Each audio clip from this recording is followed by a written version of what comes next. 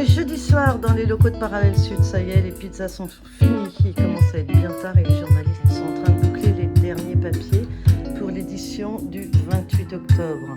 Franck, en direct, tu travailles sur l'histoire de Solia, une leader syndicale qui s'est fait entendre au commissariat pour des tickets restaurants. J'ai pas tout bien compris. Oui, c'est incroyable, hein, être entendu dans le cadre d'un conflit social pour un vol crapuleux de tickets restaurant qui, a priori, n'a vraiment rien à voir avec le conflit social. Ça semble tellement tordu que Clara Derfla parlait de délire. En tout cas, elle avait tout un tas de gens qui étaient venus la soutenir devant le commissariat. Et puis, ce 25 octobre, c'était aussi jour pour jour 6 mois de grève. Et 6 mois de grève, on peut se demander s'ils ont raison ou tort de dénoncer tout ce qu'ils disent sur la direction de Solia, mais ça donne une certaine légitimité quand on se met pas en grève pendant 6 mois pour rien. Jérôme, toi, tu as repéré un tas de déchets sur une plage.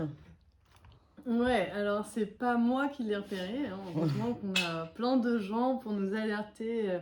Il s'agit d'un tas de gravats et déchets du bâtiment, de la ferraille, voilà, des machines à laver, un peu ensevelis qui se trouvent entre la déchetterie du TCO et la plage du port. Et donc ça tombe sur la plage, voilà, c'est une personne qui exploite cet endroit-là de manière marron.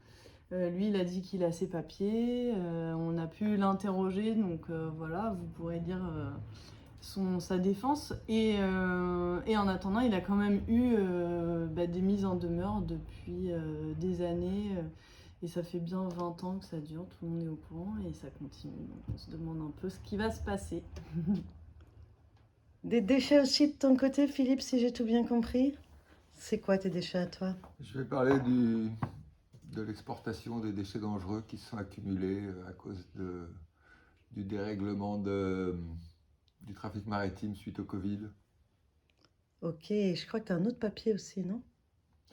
J'ai un autre papier, ça parlait de quoi mon autre papier? Ah oui Didier Durand porte plainte contre les gens qui l'insultent suite à ses prises de position en défense des requins. Évidemment, il n'y a pas que ça, plein d'autres entrées, plein d'autres articles. Zoom sur deux d'entre eux.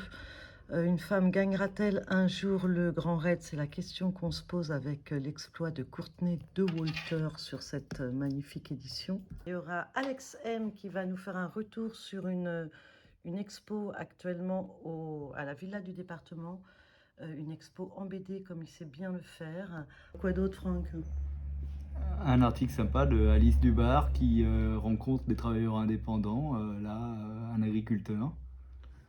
Elle fait une série, non? Ouais, voilà, une série sur les travailleurs indépendants, après une coiffeuse, un agriculteur. Du vrai journalisme citoyen, quoi. Il y a aussi les élèves de l'école des musiques actuelles qui sont en ce moment mobilisés contre la fermeture de l'école, qui est ouverte depuis 2012, et ils ont fait un long texte un peu poétique, un peu en même temps pour raconter voilà, pourquoi il faut sauver cette école. Super, il y aura aussi un poème de Julien sur Mayotte, il revient de Mayotte, il a écrit quelques lignes, quelques vers. Donc tout ça et d'autres choses, c'est dans Parallèle Sud, parallèlesud.com, en 2 clics vous y êtes.